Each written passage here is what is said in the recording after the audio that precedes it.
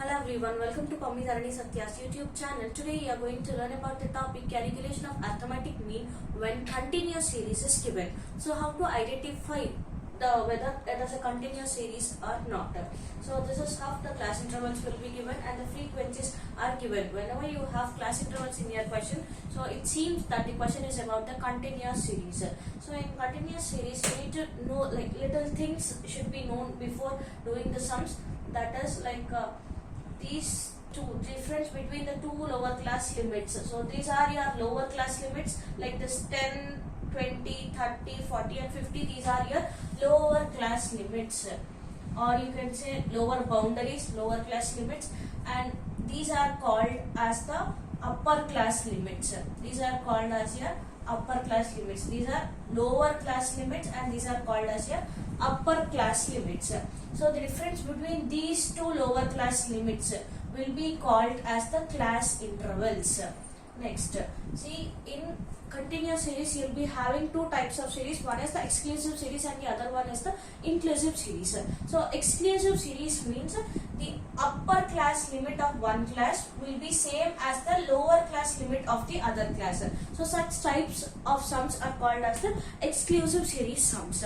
So to find out your arithmetic mean in the continuous series, you have three methods. One is the direct method, one is the shortcut method, and the other one is the step deviation method, which is very important. The step deviation method is very important.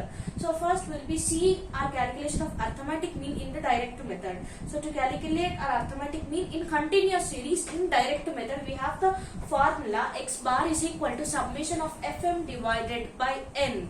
So here we know f means the frequencies, m means the mid values. So you have to calculate first your mid values for the given sums. Mid values means nothing but your lower class limit plus upper class limit divided by 2. So here lower class limit is 0. Your upper class limit is 10. So 0 plus 10 will give you the answer 10, and 10 divided by 2 is 5. So next the same thing should be continued for the other class intervals also. So your 10 is your lower limit and your upper limit is 20. So 10 plus 20 is 30 and 30 divided by 2 will give you the answer 15. 20 is your lower limit and 30 is your upper limit. So 20 plus 30 divided by 2, it is 25. So same thing should be continued for your other class intervals also. So here 35, 45 and 55. As they have given summation of FM, you have to find out your FM series first. So FM means nothing but F into M. So 8 into 5 will give you the answer 40. 12 into 15 is 180. 15 into 25, 375. 25 into 35 is 875. 15 into 45 is 675. And 5 into 55 will give you answer as 275. So as you need summation of your FM. Summation means nothing but adding all the items that you have in your FM. So 40 plus 180 plus 375 plus 875 plus 675 plus 275. It is 2420. And also in your formula you have N. N means in the continuous series it is about the summation of your frequencies. So summation of your frequencies means you have to add all the items which are there in your frequencies. So it is 8 plus 12 plus 15 plus 25 plus 15 plus 5. So at last you got your n value as 80. So just substitute every value which you have calculated in the formula. Summation x bar is equal to summation of fm. You got 2420 divided by n means 80. So x is equal to 2420 divided by 80. You will get the answer as 30.25.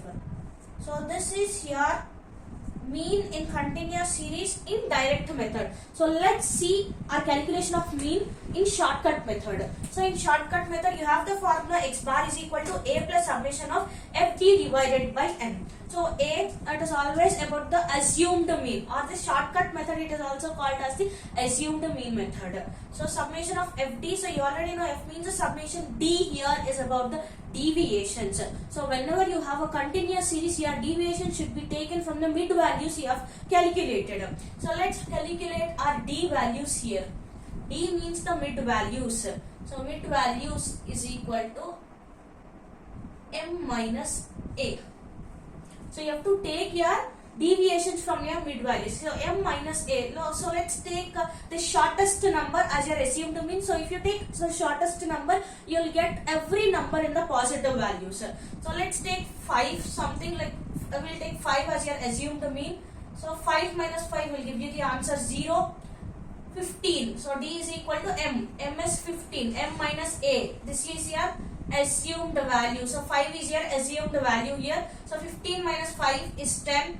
25 minus 5 is 20. 35 minus 5 is 30. 45 minus 5 will give you the answer 40. And 55 minus 5 is 50. So n here means nothing but the 80. So but here we want the fd. So just fd means it is nothing but f into d. So f into d means f is 8 and d is 0. So 8 into 0 will give you the answer 0. 12 into 10 it is 120. 15 into 20 is 300. 25 into 30 is 750. 15 into 40 is 600. 5 into 50 is 250. As we need summation of fd, we have to calculate all the items that we got in our fd. So 120 plus 300 plus 20 plus 300 plus 750 plus 600 plus 250 will give you the answer 2020. So let's substitute everything that we got. So x bar, that is mean, is equal to your assumed value is 5 which you have taken plus summation of fd. We got it as 2020 divided by your n value is 80. So 2020 divided by n, that is 80, is 25.25. So x bar is equal to 5 plus 25.5 will give you the answer 30.25. Yes, we got the same answer that we got from our direct method. So let's go into step deviation method. This is very important method. So in step deviation method, your formula is x bar is equal to a plus summation of fd dash divided by n into c. So here we'll take a, we'll be taking as 5 only as our a, and then this is f summation of fd dash. So you know what is d. So you don't know what is d dash. So d dash means nothing but d dash is equal to d divided by c. So d means the values which you have calculated, that is the deviation values. C means the class intervals. So class intervals means the difference between the two lower class limits will be your class interval. So here the difference between 0 and 10 will be 10. So d dash is equal to d divided by c. So here 0 divided by class interval, that is 10, will give you the answer 0. Next 10 divided by 10, your class interval is 10, so it is 1. 20 divided by 10, as your class interval is 10, 20 divided by 10 is 2. 30 divided by 10 is 3. 40 divided by 10 is 4, and 50 divided by 10 is 5. Formula is x bar is equal to a plus summation of fd dash divided by n into c. So we want the fd dash values. So f into d dash. F, these are your f values and these are your d dash values. So 8 into 0 will give you the answer 0. 12 into 1, 12. 15 into 2, 30. 25 into 3, 75. 15 into 4, 60. 5 into 5 is 25. So let's do the summation of your FD dash. So it is 12 plus 30 plus 75 plus 60 plus 25. It is 202. So yes, we got everything that we needed for our formula. So x bar is equal to, your assumed value is 5. So you will be taking 5 here.